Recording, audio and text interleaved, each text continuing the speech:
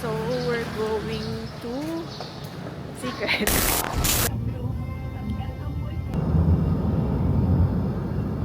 Hi guys, good morning. We're now here at Clark International Airport and it's 8 a.m.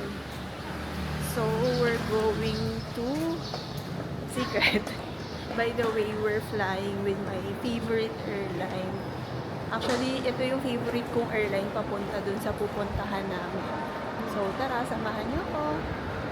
Ayan, actually, it's peak season today and super swerte natin kasi nakakuha kami ng murang ticket. Nandito pala sa likod ko yung bayaran ng travel tax. So, pagpasok nyo ng Clark Airport, turn left lang and then dun sa pinakadulo, makikita nyo tong bayaran ng travel tax. So, make sure na bayaran nyo na yung travel tax nyo before going to the check-in counter para mabilis na yung, yung flow or yung process ng pag-check-in nyo.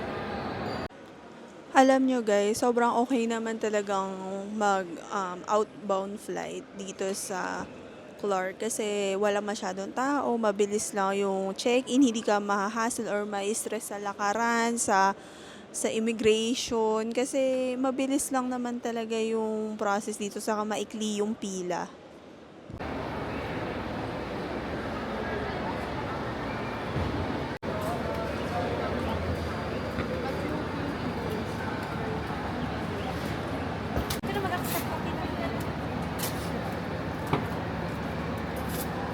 Ayun guys, so parang 10 minutes lang, wala pa nga 10 minutes fee, mga 7 minutes lang yung tinagal no check-in process dito sa Clark. So pag talaga may time kayo and malapit kayo dito sa Clark, mas okay talaga na mag-fly out from Clark kesa sa NAIA kasi hassle-free talaga dito.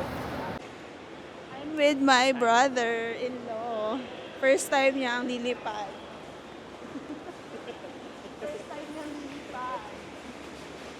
So, after namin mag-check-in, pumasok na kami sa loob. Bale, dito, baliktad. Ang una dito is yung x-ray ng baggage, tapos immigration. From x-ray ng baggage ng hand carry hanggang makalagpas ng immigration, all in all, 10 minutes lang. So, simula dumating kami dito sa Clark, siguro mga nasa 20 to 30 minutes lang hanggang makalagpas kami ng immigration. So, 'di ba, sobrang bilis lang talaga lahat ng pangyayari dito.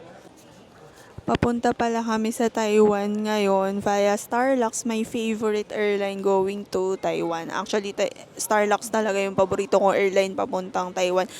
Na-post ko na yung video ko before dito, yung experience ko from Starlux, and sobrang ganda ng plane, sobrang bago, tapos masarap yung food na na-serve sa amin, tapos ang ganda nung in-flight entertainment system nila.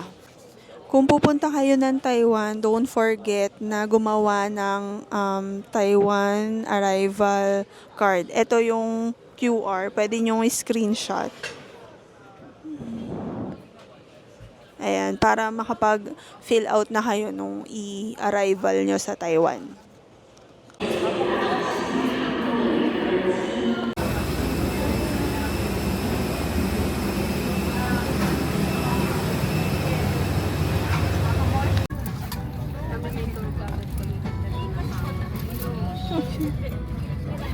Saan po kayo kumuha ng tour?